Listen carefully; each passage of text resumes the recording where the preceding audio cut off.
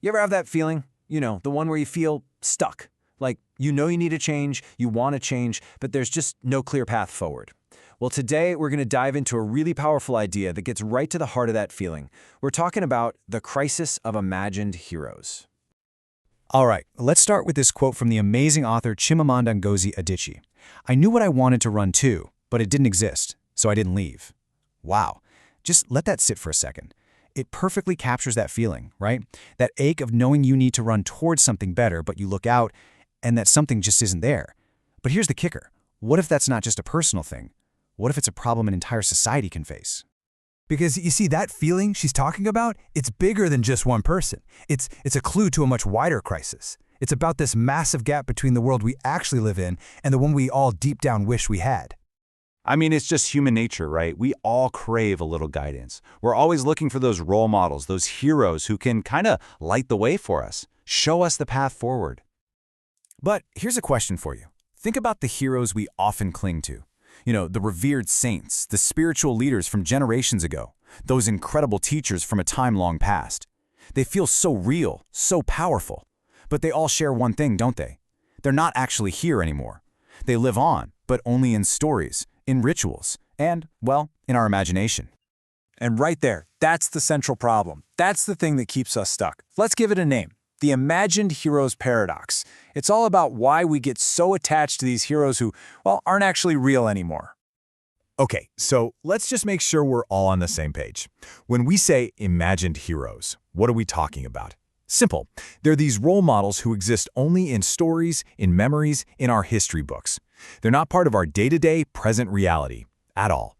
So the paradox has two sides, and it's a real catch-22. Here's our reality. Our biggest role models are just memories. And here's the problem that creates. There's nothing real, nothing tangible for us to run to right now. We end up clinging to the past because, frankly, the present feels like it's missing those real, living leaders. And this is where it gets really important. This isn't just about you or me feeling lost. This is a collective thing.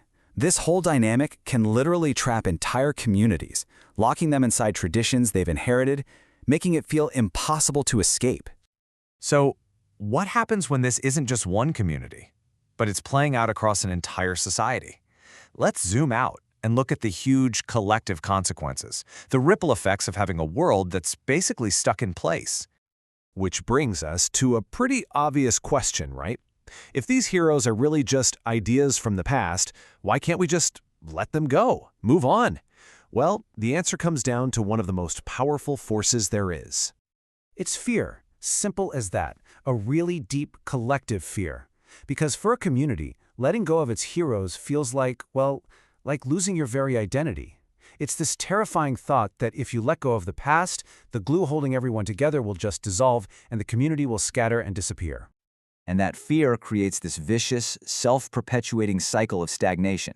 Think about it. Step 1, a community inherits its heroes from the past. Step 2, that collective fear of losing its identity kicks in. So what do? Step 3, they start guarding the old ways, almost defensively, pushing back against any kind of change. And the final result, step 4, the whole society just gets trapped, stuck. And this is the real crisis. Let's just pause on that for a second. Because what we're talking about has three huge, critical outcomes. First up, imagination completely replaces reality. We get so wrapped up in the stories of what was that we're blind to the urgent problems happening right here, right now. Second, stagnation replaces growth. It makes sense, right? If all your energy is spent protecting the past, you have nothing left to invest in building the future. Progress just grinds to a halt. And finally, this might be the most dangerous one of all. Devotion to the past replaces responsibility for the present. We basically stop solving our own problems because we're too busy honoring the heroes of yesterday. Okay, so that's a lot. It paints a pretty bleak picture, but it is absolutely not hopeless. So let's make a shift. Let's talk about the path forward. How do we start building that world that we can actually run to? It really comes down to this, a kind of call to action, or maybe even a dare. We have to find the courage to create living role models, real, breathing leaders for our own time who can actually tackle the problems we're facing today. So how do we even start? Well, a few things have to happen. First, we have to accept a tough truth. The leaders of the past, as great as they were, cannot solve today's problems. Once we accept that, we can break free from the kind of cozy comfort of these imaginary heroes. And only then can we start the real work, building a society that's dynamic, that's inclusive, and that is truly vibrantly alive. And that brings us right back to where we started, full circle to that core problem. We stay where we are because the thing we're looking for, the thing we want to run to, it just doesn't exist yet. We're not stuck because we're lazy. We're stuck because the alternative hasn't been built. So maybe, just maybe, that's the most urgent task of our generation. The goal isn't to find a better world. It's to make it exist. To actually build that place that we can all finally run to. And that leaves us with one last really big question. A challenging one. It totally shifts the focus from passively waiting around for a hero to show up to actively creating one. So the question isn't, who are we going to follow?